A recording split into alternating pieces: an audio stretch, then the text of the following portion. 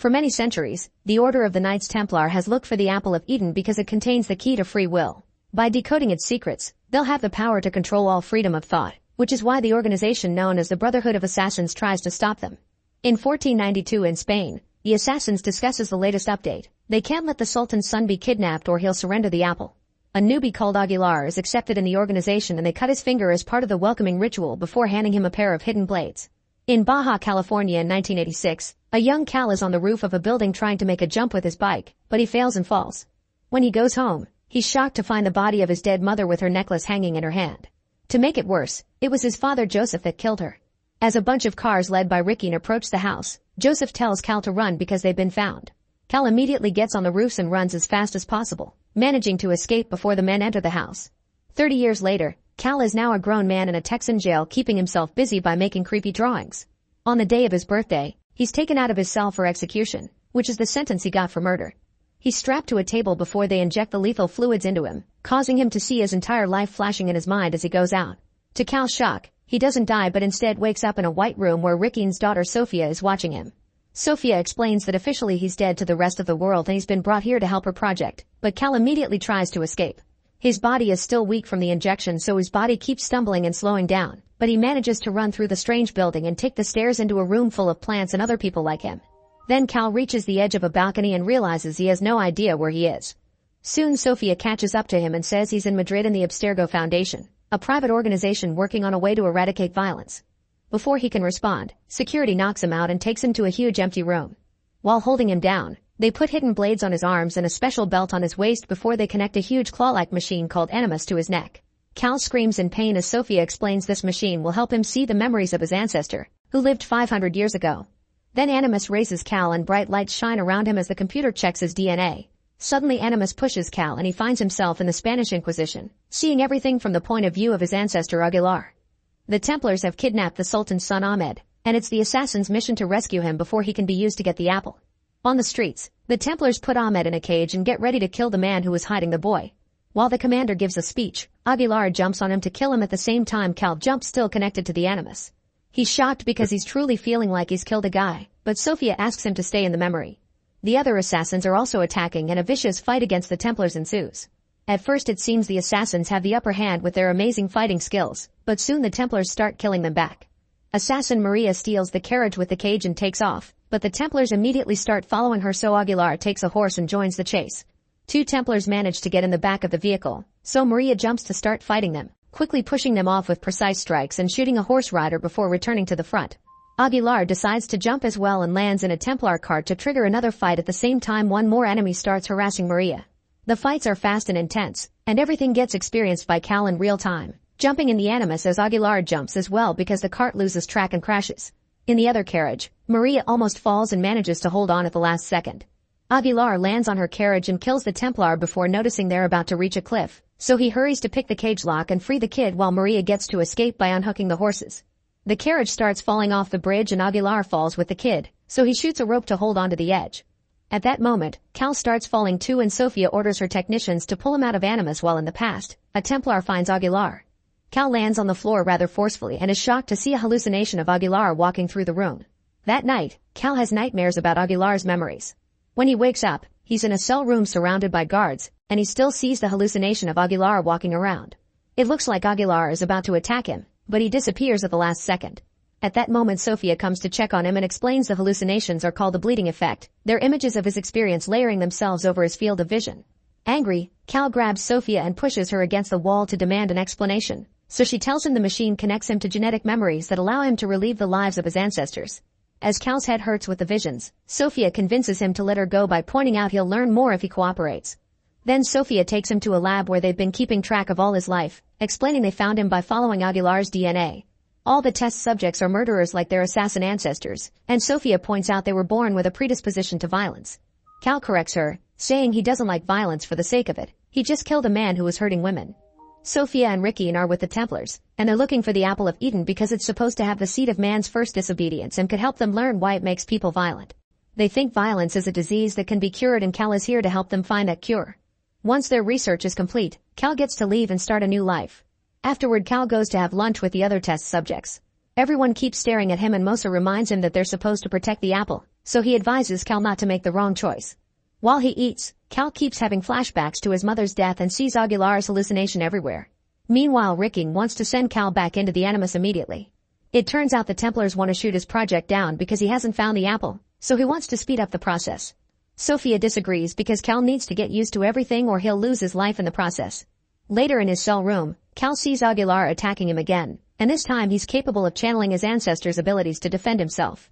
After successfully exchanging a few hits, the hallucination disappears and 2 technicians come in, so Cal beats them up as well.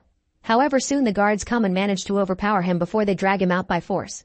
Cal thinks he's slowly going crazy, so he starts laughing and singing like a maniac. The guards take Cal to connect him back to the Animus by force, and Sophia asks the technicians to pull Cal out if it gets too bad, ignoring Ricky's orders. Cal stops singing when he appears back in the past, discovering Aguilar, Maria, and their mentor are chained up in a cell while the Templars have Ahmed. The trio is taken out to be executed in public, and in the present Cal suffers the pain of a Templar punching Aguilar. While the mentor is burned to death, Aguilar struggles against his shackles and manages to get them off. Then he climbs up the pole to make a jump and break his chains, causing the Templars to come for him. He fights them off and by stealing a sword, he frees Maria as well. Cal sees hallucinations of the Templars attacking in the present and pulls all of Aguilar's moves, making Sophia notice that they're synchronizing. Working together, Aguilar and Maria defeat every incoming guard one by one, and Aguilar has to push the other pole off to save Maria before she gets burned too.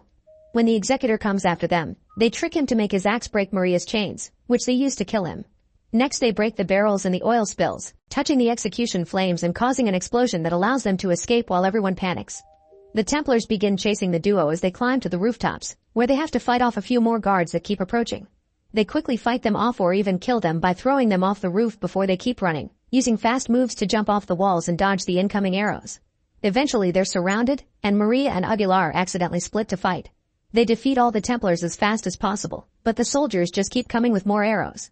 The duo keeps on running as they jump on walls, walk through rooms, and slide down clotheslines, while Cal continues to match every move in the present. A Templar cuts the ropes to make them fall through a window and another fight starts, but this time they manage to grab a few weapons to defend themselves. After lots of running and climbing, Aguilar makes it to the top of a structure and dodges one last arrow before deciding to do a leap of faith. When Cal tries the same in the present, he gets caught in a sudden desynchronization and his body can't stop shaking. The medical team rushes to assist him and Cal is submerged in a special pool for recovery. Cal panics when he realizes he can't feel his legs, but Sophia explains it's temporary. She also points out that if he goes into the Animus by choice, he won't suffer these problems. Afterward, Cal is put in a wheelchair and Sophia reveals that Ricky retrieved his mother's necklace after he left the house. When Cal starts feeling his legs again, he starts practicing Aguilar's moves. Fearing Cal's getting too powerful, Ricky visits him to explain the consequences of not collaborating with the project. Cal is taken to see the test subjects that didn't connect with Animus willingly and now they're sick or mentally unstable. Ricky also reveals he has the blade Cal's father used to kill his mom, saying that Joseph is here too and leaving a blade for Cal in a clear attempt at manipulating him. Hungry for revenge, Cal grabs the blade and goes looking for his father, who is now old and out of shape. Cal threatens him with the blade as he demands answers, and Joseph explains he did it because Cal's mom asked him to in order to avoid being connected to Animus and to protect the assassins. Joseph was supposed to kill Cal too, but he couldn't hurt his son. Cal asks him to finish his mission but Joseph refuses, telling him to get his revenge if he wants but not to go back to the machine because the Templars want the apple to control the world. Instead of killing him, Cal gives Joseph the necklace and the blade before leaving. On his way back, the other test subjects bring down the guard and lock the doors before jumping on Cal to try to kill him. Cal immediately defends himself, managing to hit the guy and buy time until the guards arrive to take everyone away. Next, Cal connects to the Animus willingly and he discovers that Maria gifted Aguilas the necklace. The Templars meet with the Sultan, telling him the assassins were defeated so they want to exchange Ahmed for the apple. The Sultan reluctantly makes the exchange and a priest working for the Templars celebrates that the apple is theirs now, confirming that they'll use it to control the world. Suddenly a few smoke bombs fall from above and Maria and Aguilar jump into the room to start a fight. They start killing Templars without hesitation and after killing a few outside as well, Maria closes the doors to stop backup from coming in. Thanks to the smoke, Aguilar sneaks behind the priest and steals the apple, but at the same time the Templar commander captures Maria. He wants to exchange her for the apple, so Maria reminds Aguilar that assassins always put the mission first. Ignoring her, Aguilar takes his blade back because he loves her, however Maria refuses to give the apple up and forces the commander to move his blade. As Maria's dead body falls, a furious Aguilar pushes the priest and goes after the commander, starting another vicious fight that Cal keeps on copying in the present. At first it looks like the commander is overpowering him, especially when he kicks Aguilar down to the floor. When the commander is about to finish him with a sword, Aguilar sees Maria's body who tells him to run, so he turns just in time and shoots his blade at the commander. Then he fights him again, and since the commander is weak now, Aguilar easily kills him at last. The priest runs to open the door and let the backup inside, so Aguilar jumps into a tunnel to escape. The Templars follow him, so he begins fighting them off as he continues to run and jump on the walls.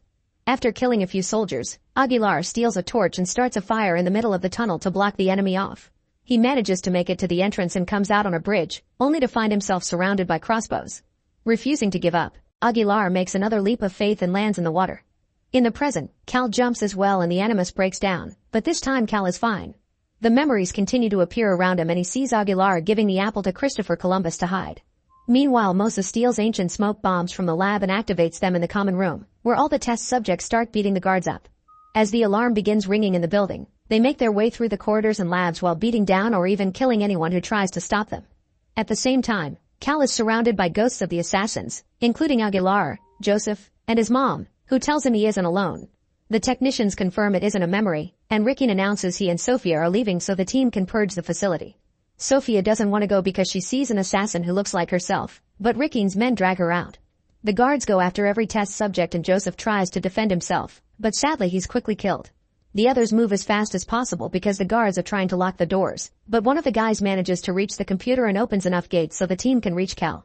His mom confirms that the Templars are evil, causing Cal to finally accept his destiny as an assassin. The ghosts disappear and Cal joins the others to fight against the guards. The group steals a bunch of old assassin weapons from the labs and opens the last door to let the guards in, causing a vicious fight to ensue while Rickeen escapes with Sophia in a helicopter. A young man is sadly killed in the fight, but all the other test subjects perfectly synced with their ancestors and now expertly use their skills to beat all the enemies down. At that moment Cal notices the helicopter leaving and climbs the animus to reach the roof, but unfortunately he isn't fast enough. Sometime later, Rickeen goes to Columbus' grave and retrieves the apple, taking all the glory even if Sophia designed the entire project. In the evening, the Templars gather to celebrate their victory, unaware that the new assassins are sneaking into the building. While Rickeen steps onto the main stage to give a speech, Sophia sees Cal arrive through the main door, but she doesn't alert anyone because she's finally realized that Rickeen has been using her and he doesn't want peace. On the stage, Rickeen takes out the apple of Eden to show it off. As the apple starts glowing, Cal appears behind Rickeen and kills him. People run away in the panic and the assassins use the chance to escape secretly by mixing with the crowd while Sophia checks on her father, noticing Cal left a real apple in exchange for the mythical one. Later the assassins can be seen on top of a building, promising to take care of the apple in modern times no matter the cost. Make sure to subscribe and turn on notifications so you can watch more videos like this. Thanks for watching.